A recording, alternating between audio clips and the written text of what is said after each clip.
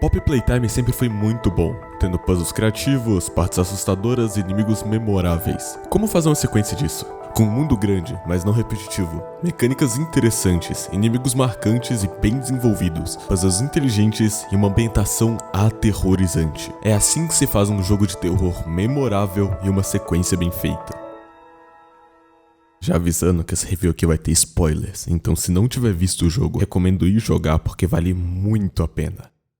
A única coisa que eu senti falta nesse capítulo foi a interação com o cenário. Praticamente tudo nos cenários dos capítulos anteriores era interativo, então entrar nesse capítulo e praticamente não poder interagir com nada foi uma mudança questionável. Não sei por que fizeram isso, se é por evitar bugs, evitar que o jogo não fosse levado a sério o suficiente, mas é uma mudança que tira uma coisa que deixava o cenário muito mais vivo nos capítulos anteriores.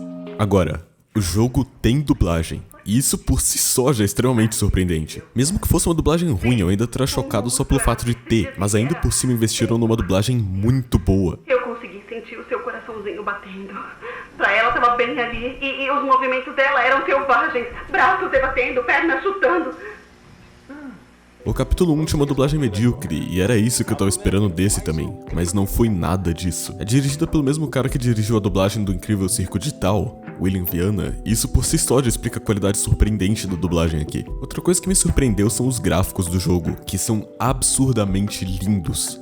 De verdade, toda a cena desse jogo parece algo pré-renderizado, parece que eu tô jogando um trailer. E uma coisa que eu me sinto obrigado a comentar é como as luzes do jogo não são só bonitas, como complementam ativamente a gameplay do jogo. Por mais que as luzes possam não fazer sentido em alguns casos, não quebram a imersão e apresentam ao jogador exatamente o que ele tem que mexer, como colocar luzes em cima de portas, colocar uma cor específica para um tipo específico de puzzle, como o azul para puzzle de condução, coisas verdes para o puzzle de choque, coisas verdes só que quadradas para os puzzles de bateria, e as linhas de condução pretas brilham com listras brancas para indicar onde a energia vai ser direcionada, mesmo que eu pessoalmente ache isso meio feio. O jogo usa e abusa de dicas visuais para indicar ao jogador o que ele é suposto fazer sem sacrificar a beleza visual, isso é uma forma simples e efetiva, o que é ótimo para um jogo de puzzles. É muito raro ver algo em Pop Playtime ser contra-intuitivo. As luzes contam a história inteira de uma forma muito mais inteligente e visualmente agradável do que qualquer texto explicativo podia fazer. Falando em visuais, outra coisa surpreendente são os desenhos 2D, que já eram bons nos últimos capítulos, mas nunca deixam de surpreender com a qualidade e consistência de estilos, além de raramente usarem desenhos repetidos em outras coisas. Se é um desenho de cartaz, vai aparecer só e somente em outro cartaz. Se tem uma máquina de refrigerante que precisa de um desenho daquele personagem, eles vão fazer mais um desenho do personagem só pra máquina. Isso não só mostra um valor de produção grande, como dedicação pra cada detalhezinho do jogo. Isso é extremamente importante pra um jogo que tem tanto pra explorar. E no geral, o valor de produção desse capítulo brilha, não só em game, como também em trailers. Não só esse capítulo tem, na minha opinião, o melhor trailer de todo o Mascot Horror, como também tem vários teasers em VHS muito bem feitos, sem medo de investir. A própria introdução desse capítulo é um ótimo exemplo de valor de produção. Começa com um desenho animado 2D, com uma música tema própria e dublagem para cada um dos personagens. E depois cortam para um jornal convincente e também mostra uma foto de uma recriação real do plush do Catnap. Tudo nesse capítulo grita que eles pegaram o dinheiro de vendas das mercadorias e de cópias do capítulo 2 e reinvestiram no próprio jogo, o que é excelente. As mecânicas do jogo dão um novo ar a ele, fazendo ele não parecer repetitivo mesmo tendo puzzles similares, e ao mesmo tempo melhor que Pop já tinha de qualidades em primeiro lugar. As mãos novas são formas criativas de deixar o jogo mais dinâmico e divertido. A mão roxa faz você pular longe e mecânicas de movimentação sempre são bem-vindas. E a mão laranja tira um sinalizador, o que não é só divertido, como útil, tanto para evitar os inimigos, quanto para iluminar o cenário em áreas escuras, deixando a forma de iluminação ainda mais tensa e criativa. A narrativa do jogo é incrível. Ela te guia de uma forma que não parece forçada, os acontecimentos parecem naturais. O jogo inteiro soa como um jogo de gato e rato entre você e o Catnap. Tudo que você faz, ele tá observando e quer atrapalhar. Todos os personagens são bem desenvolvidos. Além de você sentir medo deles, você também sente pena do que aconteceu com eles. E já que são experimentos feitos com pessoas inocentes, essa premissa faz completo sentido. Como por exemplo, a senhorita Delight, que desenvolveu uma segunda personalidade que fala pela arma dela e passou fome por muito tempo. Ou, principalmente, o Dog Day, que foi torturado por anos e isso aconteceu com ele. A data da gameplay foi mostrada de uma forma genial. Se você pegar o rádio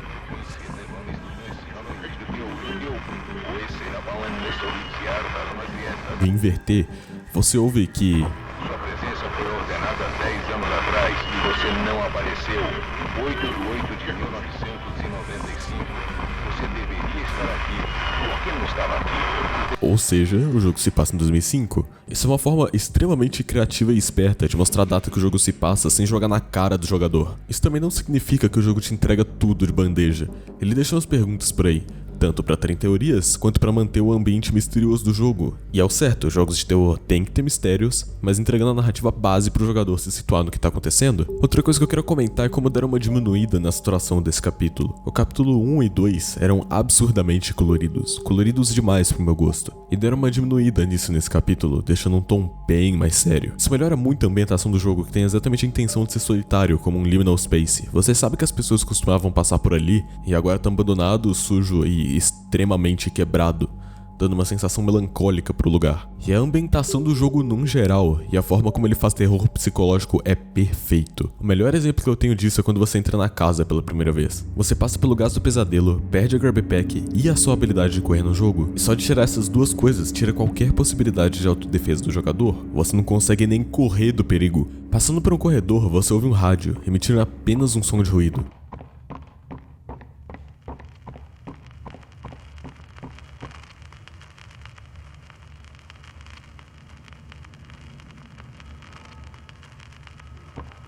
Olhando para os lados, você vê mais paredes com exatamente essa estrutura. E é aí que você percebe que é um loop. O design do mapa, com esses rasgos no chão e textos escritos, já dizem indiretamente para o jogador que você não tá seguro porque o catnap tá com você em algum lugar. Você chega no final do outro corredor e começa a tocar um rádio. Notícias trágicas esta manhã. Desde as 9h45 da manhã, autoridades locais reportaram que o corpo de um garotinho foi encontrado na mansão de Elliot Ludwig, como estimado pelo criador de brinquedos e criador da Playtime Company. Neste momento, aguardamos confirmação oficial da identidade da criança. Encontrada em um quarto do piso superior em uma mala grande de viagem, oficiais no local reportam que os restos mortais aparentam ter sido adulterados. Órgãos e ossos importantes para a estrutura do esqueleto foram reportados como desaparecidos do corpo. É desconhecido até o momento se essa extração foi de fato a causa da morte. Isso não é só exposição de narrativa, mas também é uma forma de deixar o jogador com medo. Seguindo eventos recentes, foi pedido à Playtime Co. que se manifeste a respeito da descoberta. Isto foi o que eles disseram, abre aspas, é ultrajante. Elliot Ludwig foi um grande homem, e aqueles que o conhecem afirmam que ele não é capaz de violência. Quem dirá uma como dizem que fez agora? Ele tinha um amor profundo por crianças como essa em seu coração, fazendo com que as ações de quem quer que tenha plantado esse corpo tornem tudo isso um ultraje ainda maior. Estamos ansiosos para limpar seu bom nome não apenas na visão do público, mas também da lei. Fiquem ligados para mais.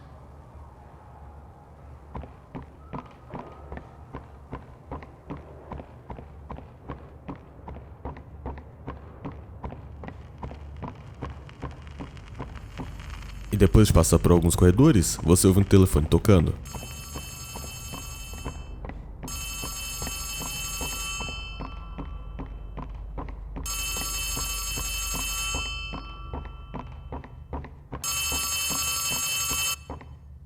Você precisa correr!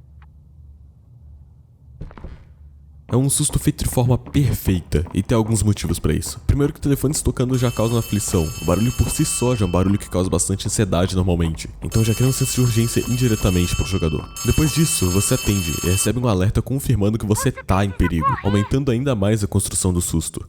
E quando você tenta se salvar, vê justamente a sua ameaça bloqueando seu caminho. E a parte mais importante disso tudo é que não foi ele que se revelou a você, foi você quem notou ele. Sustos são bem mais efetivos quando não são gritos na sua cara com barulhos altos, mas sim algo que você nota ali mesmo, que podia estar ali há muito mais tempo do que você esperava.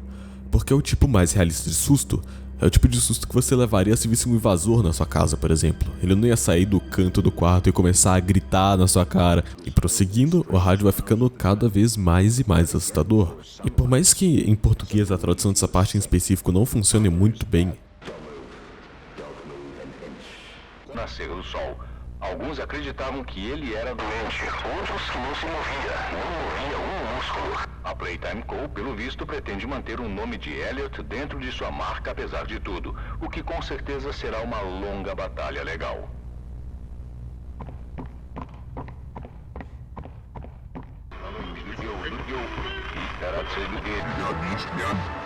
O rádio começa com os barulhos bugados, que com o resto da ambientação deixa o jogador ainda mais aflito. É aí que, se você inverter o que ele tá dizendo, ele revela a data que o jogo se passa. Além de servir como exposição de narrativa, também serve como ambientação. E virando esse corredor, você vê que não tem saída. Voltando, você vê que não tem entrada. É esse tipo de coisa que faz com que a ambientação irrealista dessa parte seja perfeita. Isso dá uma aflição especial, porque você sabe que tá num beco sem saída e sem entrada. Se algo aparecer aí, você sabe que não tem o que você fazer. Se nem a lógica tá do seu lado, ninguém tá. Prosseguindo, se prestar bem atenção, você ouve um barulho de gato ronronando, bem baixinho.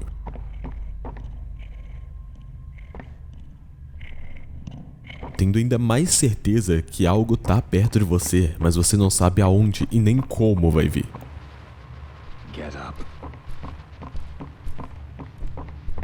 Você também vê o Catnap passando mais uma vez no corredor, e sem outro caminho, você tem que ir exatamente para a direção que ele tá indo. Indo para a última sala, você ouve o barulho de várias crianças chorando e gritando, o que é um pouco desesperador de se ouvir.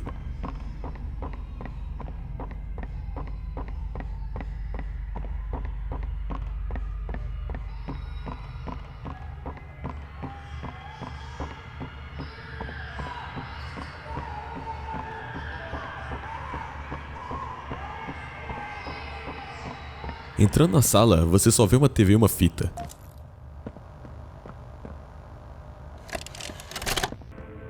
Quanto mais perto você chega da TV, mais ela se distorce. A fita começa como qualquer outra, mas como tudo aqui é uma alucinação, ele começa a culpar o personagem pessoalmente, mudando completamente o contexto de si mesma, e a cabeça do Hug transicionando para outra versão e... eu já vou falar sobre isso. Após sentirem o peso na consciência, que desçam a escuridão e a poeira, e descubram que tudo o que os espera são horrores incompreensíveis. Ou talvez não te deem esse tempo para descobrirem o seu lugar no mundo que eles deixaram. O mundo que é deles agora. Sejam bem-vindos ao lar.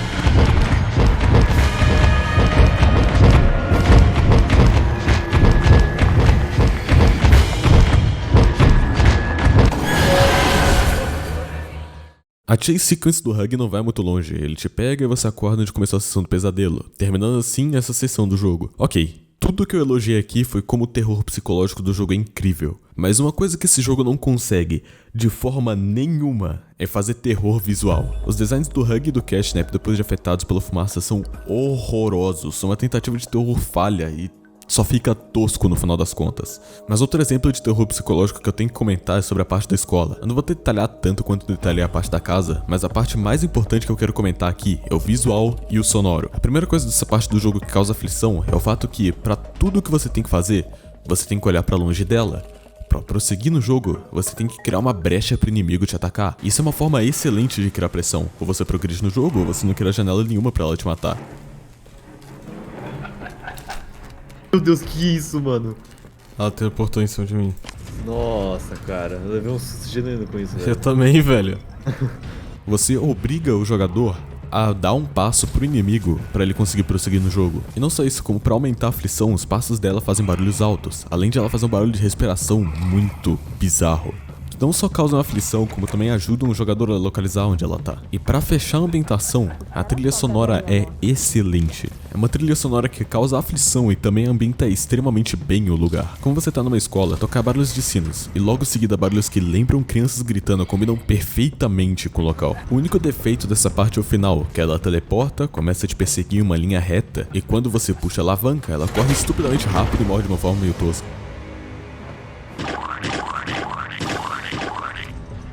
Voltando para o assunto da trilha sonora, uma coisa que o próprio Playtime sempre fez muito bem e continuou fazendo são leitmotifs. E sim, eu sei que eu pronunciei isso errado, eu tenho certeza que eu pronunciei isso errado, não preciso comentar, obrigado. Leitmotifs, explicando de forma extremamente simples. Em mídia, é quando você faz uma melodia e usa ela sempre que quer assimilar algo. Um exemplo que eu tenho disso é a música tema do Hug. His name is Huggy, Huggy Wuggy, when he hugs you, he'll never stop. Your friend Huggy, Huggy Wuggy, they'll squeeze you until you pop. No capítulo 1, ela também toca no tema de perseguição.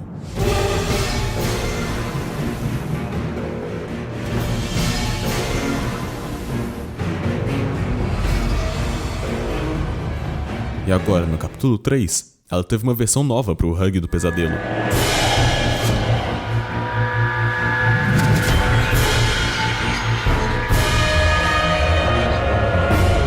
Uma coisa que também relacionada com ambientação é que em uma das sessões de alucinação do jogo, além de ter uma ambientação aterrorizante, ele começa a construir o que aconteceu na fábrica antes de você chegar, com uma sonorização de outro mundo. Isso vai ser importante mais pra frente. Encontre a flor. Encontre a flor. Esse não é o lugar de onde você irá voltar.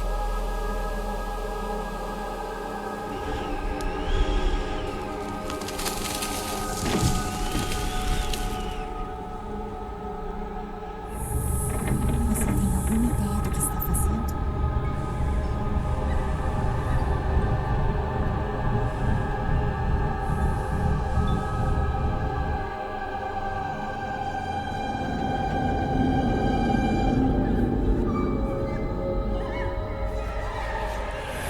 Você sabe o que aconteceu aqui? Você sabe o que é isso?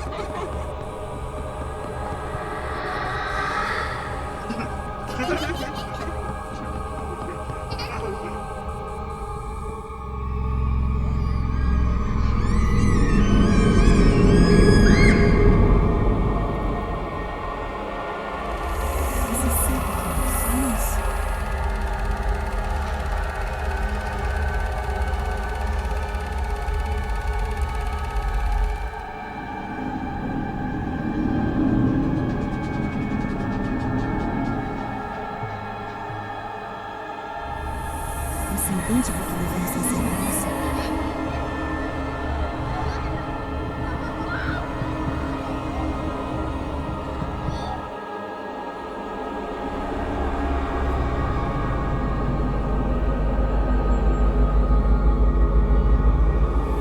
Você sabe o que é real?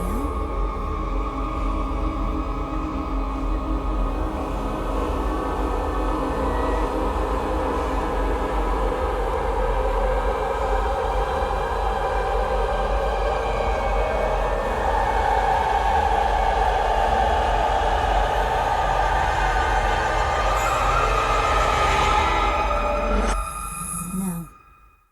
Você não sabe.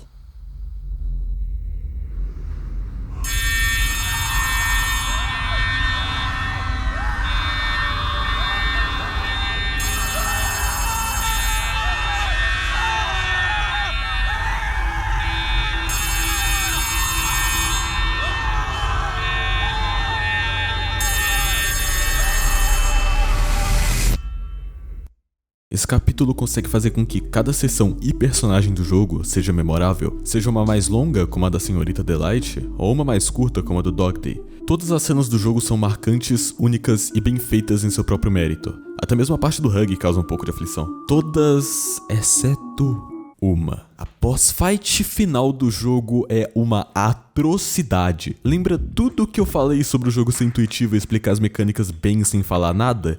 Enfiei isso tudo diretamente no meu cu. Essa boss-fight não tem nada disso, além de ser chata, repetitiva e ativamente conflitante com o ponto inteiro do personagem do Catnap. Ela até que começa legal, você vai colocar a bateria pra concluir tudo e o Catnap aparece, mas tudo começa a piorar quando ele coloca esse gás em todo lado e fica com esse design ridículo. Que, como eu comentei antes, terror visual não funciona nem um pouquinho aqui. Mas subindo, você tem um monte de buraquinhos de bateria, e as próprias baterias. O jogo não explica mecânica nenhuma, então vou explicar todas elas aqui. Tem 4 portas, o Catnap vai tentar passar por elas. Para evitar, você usa o gás branco, e as portas com baterias vão soltar o gás automaticamente quando ele tentar passar. As que não tiver bateria, você tem que usar a energia da mão verde na parede certa e usar perto da porta específica. No teto tem uma entrada que ele também tenta passar, é só segurar com uma mão que ele fecha automaticamente. Também existem versões de ilusões dele, que caso você atire com a mão de dar tiro, ele some. Quanto mais tempo se passa, mais você tem que tirar baterias das outras partes e usar no menu, e você tem que tirar as baterias das portas e da energia do local. E considerando que a fumaça vermelha brilha, acaba que esse negócio da energia do local seja bem inútil, então é sempre a primeira que eu tirava. Um dos maiores problemas da gameplay dessa parte é que, mesmo estando ciente de todas as mecânicas, para fechar as portas da direita, você tem que subir com a mão roxa e usar a energia da mão verde. O problema com isso é que você tem que esperar a animação inteira da Grub Pack, e isso demora muito. Você vê essa porra?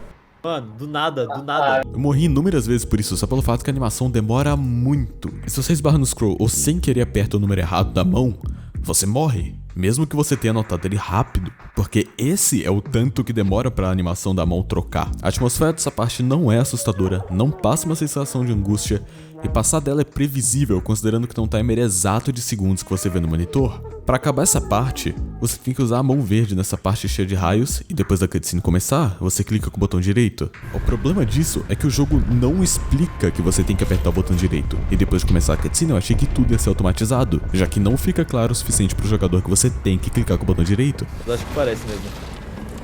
Por favor, por favor. Por favor, colabora. Mano. Não, tá quebrado, o jogo tá quebrado, é possível isso. Meu maior problema com essa boss fight, narrativamente falando, é que o jogo constrói o tempo todo a aparição do Catnap ser um predador pra no final das contas não ser muito... nada demais. Pra alguém que é construído ser tão poderoso como o Catnap, uma boss fight onde você tem a escolha de ativamente bloquear ele soa fora do lugar demais. Essa é a única seção do jogo que eu não gostei nem um pouco. E eu refaria do zero da seguinte forma: ao invés de levar a bateria até um terminal do outro lado daquele monitor, você tem que subir o elevador para levar a bateria para lá. Lá em cima, você vê que o Catnap tá te esperando, e sem fazer barulho, tem que passar dele. No chão podem ter várias coisas que façam barulhos, alguns brinquedos mortos, cadeiras, mesas, papéis, qualquer coisa que quando você pisa em cima, ele poderia vir checar se você tá ali. Talvez usando a Grab Pack você poderia até usar uns botões como distração pra ele, mas quanto mais você usa, menos ele acredita. Ou isso, ou você clica no botão e ele destrói o cutout, alguma coisa assim. E chegando do outro lado, você coloca a bateria, o que faz um barulho alto pra chamar a atenção dele até ali. E aí você tem que dar toda a volta pro elevador de novo, sem chamar a atenção dele. E aí quando você estiver entrando no elevador, o Catnap te vê e tenta te matar, mas o 1006 mata ele por trás. Isso não só construiria o Catnap como um predador, como também seria uma parte assustadora pro jogo, seria bem melhor do que a boss fight atual. E a última coisa que eu tenho a comentar é a última fita do jogo, a Hora da Alegria, que é o que eu tinha falado mais cedo no vídeo, que o jogo tava construindo expectativa. Essa fita mostra o massacre que os brinquedos fizeram com os funcionários, cada um morrendo de forma grotesca. E eu diria que essa é a coisa mais pesada que já veio de qualquer mascot horror, principalmente com o contexto que é um massacre de pessoas inocentes, sejam adultos ou crianças.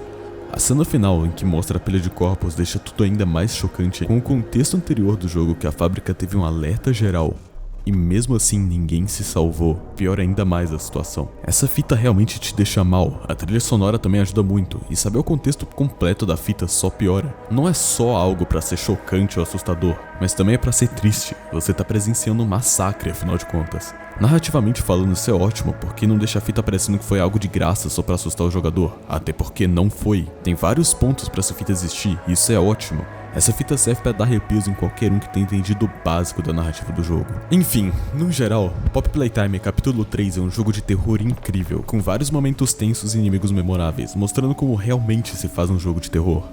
E um inimigo assustador com os melhores designs de todo o Mascot Horror. No geral, esse capítulo é um 9 de 10, com seus únicos erros sendo a boss battle no final, alguns designs e alguns errinhos de polimento que, pessoalmente, eu nem vou ocupar muito por não ser um jogo AAA. É muito engraçado cair esse negócio cair assim, assim. Aí. Ué? Ó. É agora, é agora, é agora. Lá. Mano, o que aconteceu, velho? Mano!